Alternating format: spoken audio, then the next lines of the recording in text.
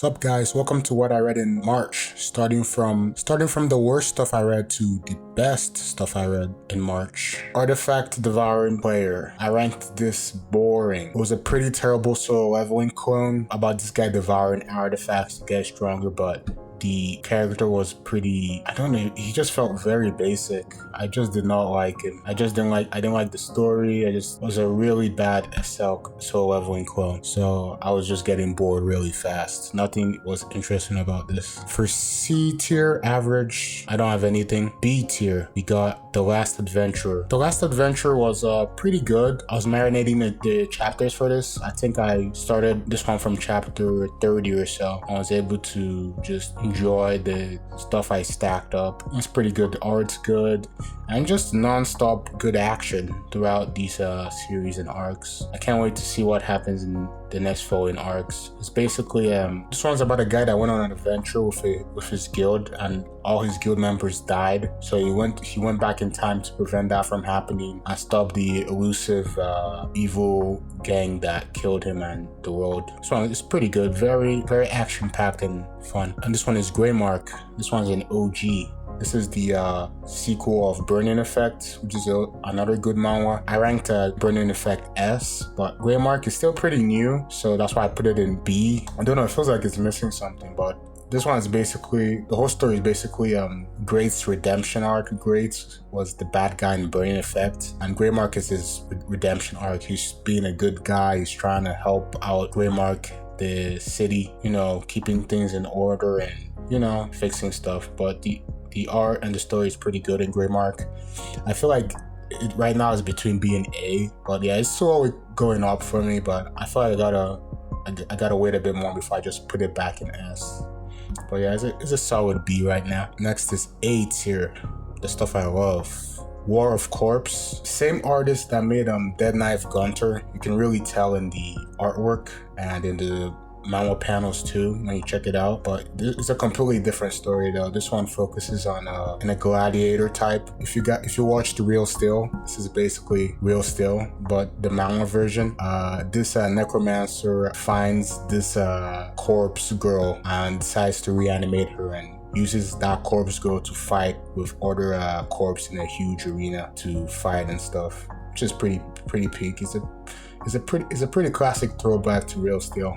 If any OGs check that one out. But yeah, it's pretty good. I like the art. The art's really good, just like I liked Dead Knight Gunter. But yeah, I'll put it in S I'll put it in S after I read more chapters. But right now it's a solid A tier. I like the art. I like the journey the girl's going on, and her fighting style is pretty interesting too. She has like a One Punch Man fighting style where she just throws one punch and everyone's supposed to die after that one. It has its own flaws and stuff, but yeah, it's pretty good. Next is Perhaps Invincible. This is a Murim, which isn't my favorite genre, but it's a pretty interesting take on Murim. It focuses on a weak guy that promises a girl that she'll get strong and marry her, but the guy still grows up to be extremely weak while the girl grows super strong. So the guy is now living his life pretending to be strong so that he won't get bullied by others, but the girl still loves him even though he's still weak, and creates a pretty comedic interaction between the two when they do stuff. And honestly, yeah, the girl is a bit of a yandere, which is pretty funny. So it's a pretty comedic manhwa, honestly. So I really enjoyed it. It's not heavy into the Murim cultivation BS. It's just a fun, lighthearted Murim, and with some action in between, so pretty good. Fated to be Loved by Villains. This is basically a harem. Every fine girl is just falling in love with this guy, and he can't get enough. Just the minute he locks eyes with any girl, they just fall in love with him. And he has like a system that capitalizes on people falling in love with him. Yeah, it's pretty interesting. I think if I had to say what it's similar to, it's Extra Academy, but Extra Academy is way better. I feel like the guy in Extra Academy just has more depth than this guy, so I wouldn't put it in S. It's an A. It can go up to S, but the story is pretty good right now, and how he's resolving issues. His system just feels too it's too easy. I feel like his system is making everything too easy for him.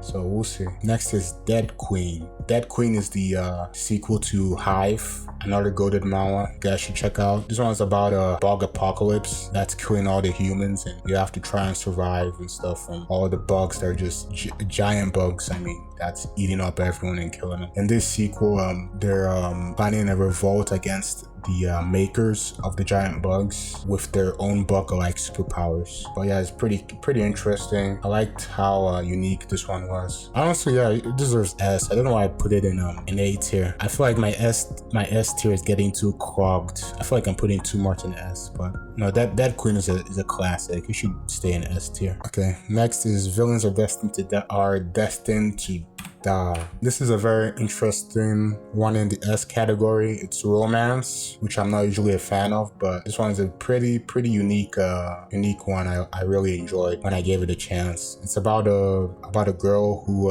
is going through like a abusive family situation, so she leaves and goes to college, and then plays a video game in college that she gets trapped in. And that video game is a romance video game where she has to make somebody reach 100% love so she can escape. And yeah, there's a lot of intelligence and just, you know, skill that's required to like make people fall in love with her and stuff, which is very interesting. There's a lot, and there's some action in between, but yeah, let's focus on that, just that psychological element of how people work and stuff. Honestly, it's very interesting. But yeah, I really enjoyed this one. And then The Villain Wants to Live, my last S tier. This one was a pretty good one. I liked it. Had a very strong start, and it's basically about a guy that had a relationship that he broke off due to his laziness, and then he gets stuck in the game he was working on. He's a game developer and gets transported into the game he was playing, and how the game